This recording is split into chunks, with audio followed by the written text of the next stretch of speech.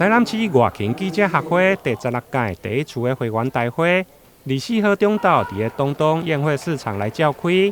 会中并且举行理监事的改选甲联谊餐会，包括市长黄伟哲、议长郭信良，甲侪位的民意代表、顾问精英、贵宾拢出席踊跃，场面热烈。会中理事长罗启俊致辞时，首先感谢各界贵宾的出席，因为连续2冬当着疫情，侪活动停办，不过会务的工作仍然持续咧推动。选伫个圣诞节进前召开会员大会，并且祝福所有的会员贵宾平安喜乐。今天我们包括会员的福利金，还有礼品、礼券，我们都会去来发放，好不好？好。好，那谢谢各位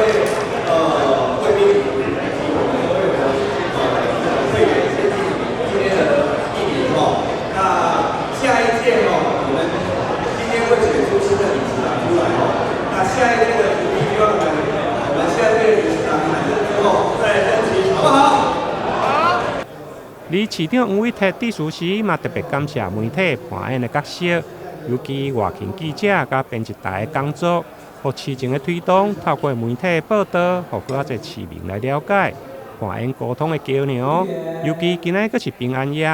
议长郭信良嘛邀请市民参与暗时议会灯会点灯。对于市民有资的权利以及新闻的品质、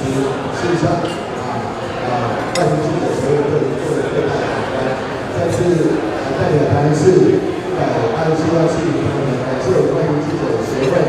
各位编辑的努力，然后祝福各位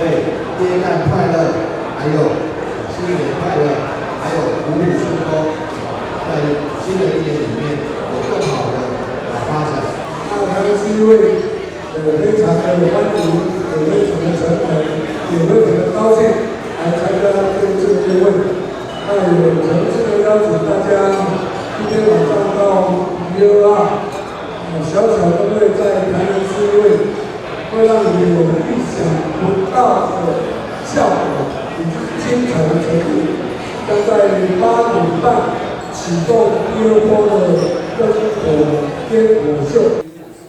这届大会理监事的改选结果，最后由中华日报资深的副总编辑姚振宇当选第16届台南市外勤记者协会理事长，常务理事洪荣志甲陈慧珍，常务干事谢进胜，理事有罗启俊、赖冠章、林宗平、张玉成、王俊忠、林延根、郭文吉、顾守昌、陈锦旗、黄崇群、郑德正甲林雪娟。理监事的部分就是赵传安、刘汉生、何乔邦甲赵嘉玲。台南新闻综合采访报道。